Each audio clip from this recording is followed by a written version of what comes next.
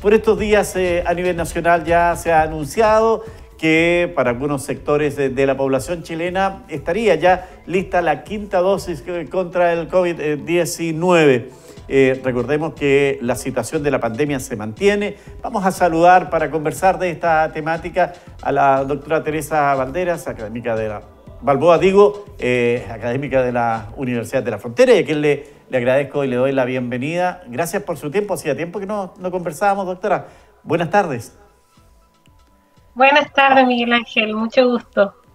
Mire, voy a darle como contexto la información que me llega en este instante respecto a la cantidad de casos confirmados COVID-19. Durante el día de ayer fueron 393 los nuevos casos confirmados de COVID-19. En el caso de Temuco tenemos 167 casos nuevos con 1.027 casos activos, lo que demuestra que la pandemia está ahí, está latente, a pesar de que hemos ido poco a poco bastante avanzado en el tema de dejar algunas medidas de restricción, ¿eh? Sí, efectivamente se han ido ampliando un poco las restricciones, o sea, se han ido quitando algunas restricciones nosotros, bueno, a nivel nacional se ha ido experimentando una alza en los casos que no había tenido reducción hasta esta última semana, donde en particular en la región de la Araucanía se ve un leve descenso en la incidencia de casos, pero en general estamos todavía con incidencias relativamente altas. Doctora, incluso escuchamos anuncios que han hecho el sector gastronómico acá en Temuco y en la región, en orden a decir que a contar del 1 de septiembre, ellos no van a pedir el pase de movilidad al ingresar a sus locales como está establecido por resolución sanitaria. Eso es un tema también complicado. ¿Cómo lo ve usted desde el punto de vista del tema de salud? Bueno, lo ideal siempre es que las autoridades sanitarias siempre toman decisiones en base a los comités de expertos y en base a sus recomendaciones. Entonces, todas las medidas sanitarias que se determinen por el Ministerio de Salud idealmente tienen que ser cumplidas porque están tomadas con una razón y están recomendadas por expertos.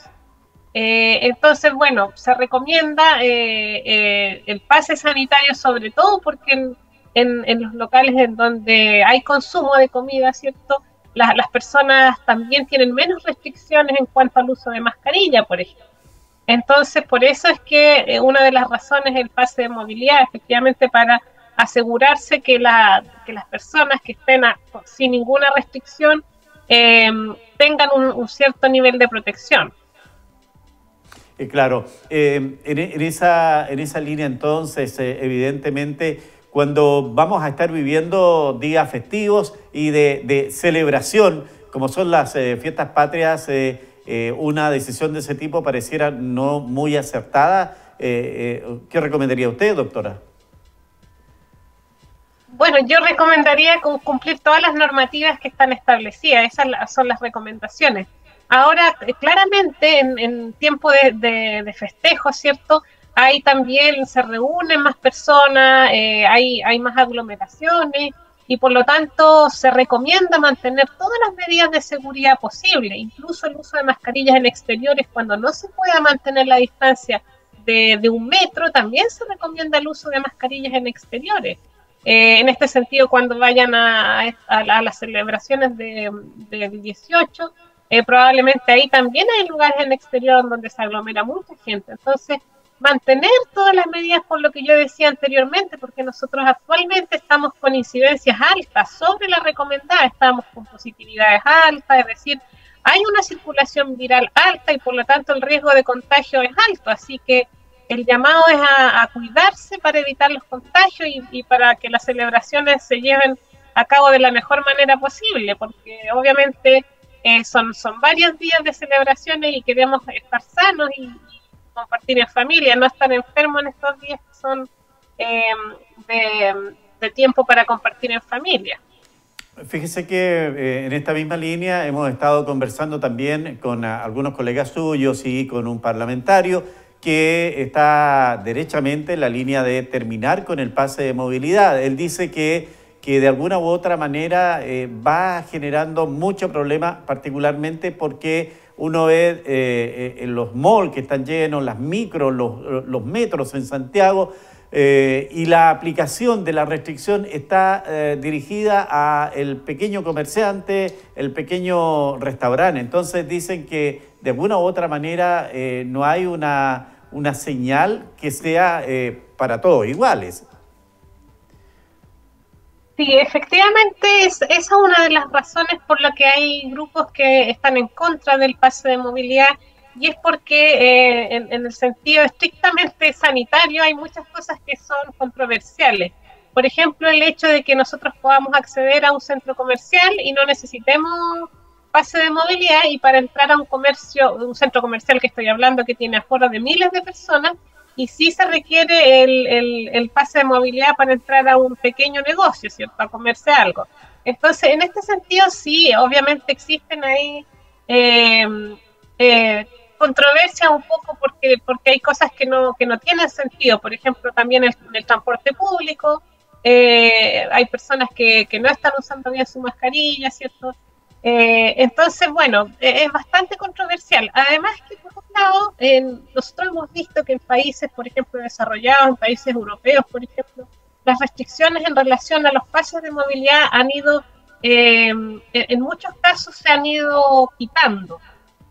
Sobre todo en este en el comienzo del 2022, muchos países de Europa quitaron la restricción del pase de movilidad. ¿Por qué? Porque mucha población objetivo, un porcentaje alto, tenía cobertura de vacunación, que es el caso de Chile, que Chile es uno de los países del mundo que tiene mayor cobertura de vacunación con su esquema completo y también con dosis de refuerzo.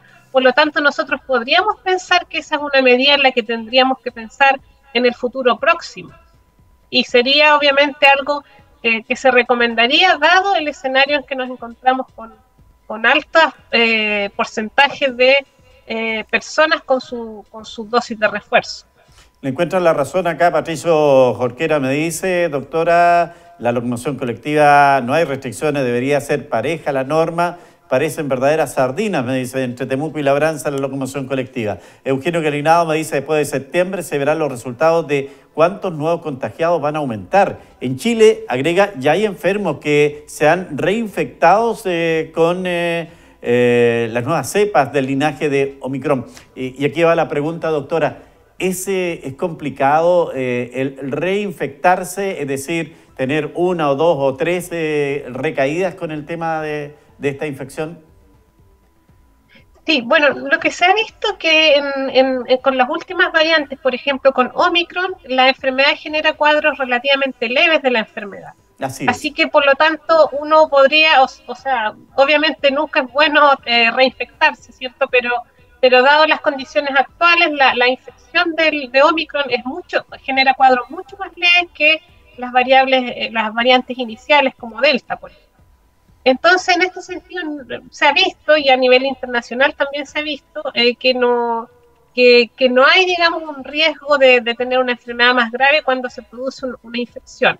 Lo que sí nosotros estamos estudiando, que existen posibles efectos que todavía no se han reportado en la evidencia, pero nosotros ya estamos haciendo un estudio en la ciudad de Temuco, en Santiago y también en Punta Arenas, porque pudiera existir un riesgo incluso de desarrollar algunos factores de riesgo de enfermedades crónicas una vez que uno se haya infectado por el virus. Entonces, en este sentido, mientras uno puede evitar la infección, aunque sea una enfermedad leve, es lo más recomendado, porque también puede tener la infección efectos a largo plazo, es decir, no solamente el periodo agudo en el que uno se siente mal, sino que probablemente puede ser un factor de riesgo para desarrollar algunos factores en el futuro, factores de riesgo en el futuro.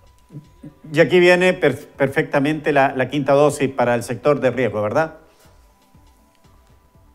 Sí, efectivamente, la quinta dosis se ha planteado desde el Ministerio de Salud que va a ser de manera progresiva y favoreciendo primero a los grupos de riesgo. Así que esa es la escalada que se contempla por ahora, pero muchos detalles más de cómo va a ser los calendarios de vacunación no existen hasta el momento, pero sí está contemplado que probablemente a fines del 2022 se empiece con la quinta dosis. Muy bien, doctora. Agradecer la gentileza que ha tenido, como siempre, de informarnos, de actualizarnos respecto de estos conocimientos. Que le vaya muy bien. Buenas tardes. Muchas gracias. Buenas tardes.